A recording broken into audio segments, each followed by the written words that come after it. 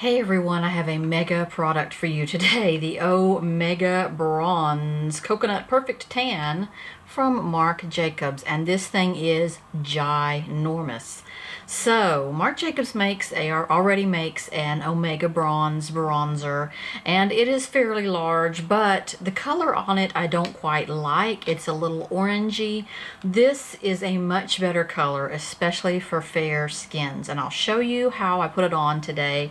I really am liking this product. So this is part of their new spring coconut line. They have a coconut setting spray. They have a coconut highlighter, a coconut liquid highlighter. This is the coconut bronzer. It is enormous, okay?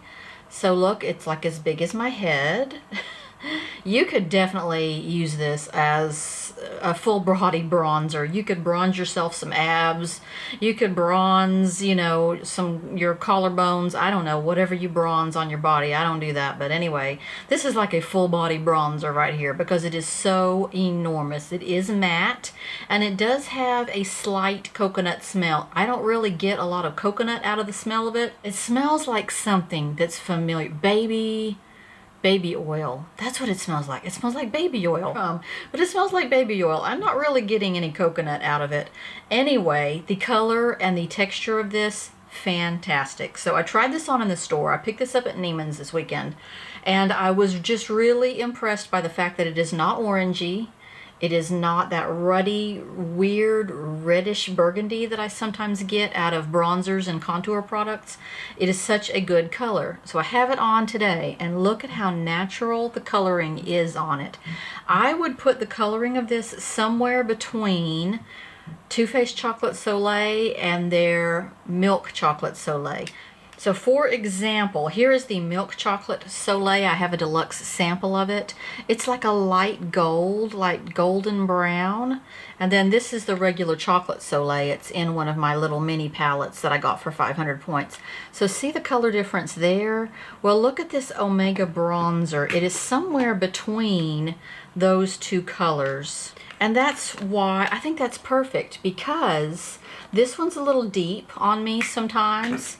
And this one is too yellowy and too light golden. This is like the perfect medium between those two products. Let me swatch for you. So it has these lines, these horizontal, or I guess they could be vertical lines. And I kind of tried to do that with my brush and go along the lines today so I wouldn't really disrupt them or dig into the product too much. And that's the color of it. It is a very unusual color. I think it's perfect for us light girls. So putting it on lightly on my hand, look at how nice that is. See, for instance, this Milk Chocolate Soleil is quite a bit more yellowy, and it's lighter, and it doesn't give, you see that? But this Omega is just perfect. The wear on it, it is so soft. The product itself, as you're, putting your brush in, it is not a soft, it's not going to kick up a whole lot of dust and a whole lot of flyaway on it. The texture on your skin is very soft. It goes on so nice and it blends so nicely. It's wearing very well. I did use it on my cheeks and around my jawline today. Now they do sell a great big huge bronzer brush that goes with this. It is the same white lacquer look. It's a big fluffy white brush. It's $78. I didn't feel like I needed to spend $78 on a bronzer brush. Plus, it is extremely large and very heavy.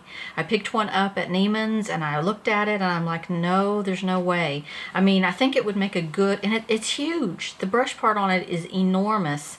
I don't think that would go around my face very well. Great for a body bronzer, but I don't think that brush is a must-have at all. So I'm very impressed with the Omega Bronze. I was a little leery. I believe this was $59. I was a little leery. I was thinking, it's going to go on a red. Sometimes I get a really reddish cast out of some of these, but I love it even though it's huge.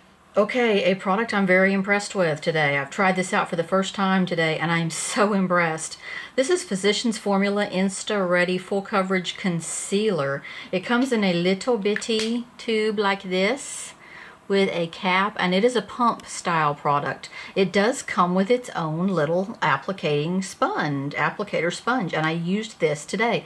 I don't mind this sponge at all. It's not super soft like a beauty blender or like a Real Techniques sponge. It doesn't bend as easy as those, but I think it's perfect for getting just right under here, and that is what I did with it today. The color I got is called Light. There is one shade lighter than this, and it's called Fair. I think I'm going to go back and get the Fair because this one went a little yellow on me when I went ahead and powdered over it. I did use a very white powder, so I don't know why, and I don't know why my contour right there is so not blended. It was blended earlier, I promise. So anyway, I think the Fair might be a better color for me on this Physicians Formula. It is very pink though. The Fair is very pink, and that's why I steered away from it and went toward the Light. But once I put my my Laura Mercier Secret Brightening Powder under here, I kind of went a little too deep on the coloring there. So I think I'm going to try the Fair. But man, this stuff covers and it sets. It just, you powder it lightly and it sets up. It even set up in my creases. I mean, it locked, it's like I did a bake or something. It locked everything in place, but without making it look dry and puckered. Really full coverage on this. You get a ton pumped out. When you pump it out, a ton of it comes out. You're not going to need anywhere near this. Whew. It's like breaking your arm to pump the pump on it, but it is way too much product. You don't need anywhere near that product, but near that amount of product. But I think it is fantastic. It's a very thick and gooey, creamy formula. It's not a watery, it's not even as, say, liquidy as Shape Tape or any of those things. It is a stickier, thicker product than that. Man, the coverage, and I can't believe how it's set. I've never quite seen a concealer set this well. All day wear on this stuff. I finally got a couple of these new Kevyn Aucoin liquid metals, the Molten Lip color. I got 2 shades in this. These are new for spring. I'm also getting some other things from Kevyn Aucoin, but I got the 2 prettiest colors here. This one is called Rose Gold, and these are a real, true sort of a lacquery gloss. They're not thin and watery like a gloss. They're more like a lacquer. They get a little sheer though. That's the Rose Gold color. Look at it sort of duochroming there, peachy and gold. I did wear this one by itself earlier today and it was a little too metallic-y looking. I think that one would be best on top of something. I will show you in a minute what it looks like on the lips. And then the other color I got is called Titanium. This one wears better by itself than the Rose Gold. I think just because it has a sort of a deeper, more purple cast to it. But look at how pretty that is. It does have a curved, sort of scooped out doe foot on it. So these are really more sticky, more lacquer-like than gloss-like. They are a molten lip, so I guess that makes sense. Let me try them on my lips for you. Let's try this. Let's put the Rose Gold on top of this Bite Beauty lipstick that I have on right now. And that one is called Biscotti. It's one of their multi-stick collection. There it is on top of a darker color. I think it looks very pretty. I'll put it on just by itself in a second. Okay, here's the Rose Gold by itself.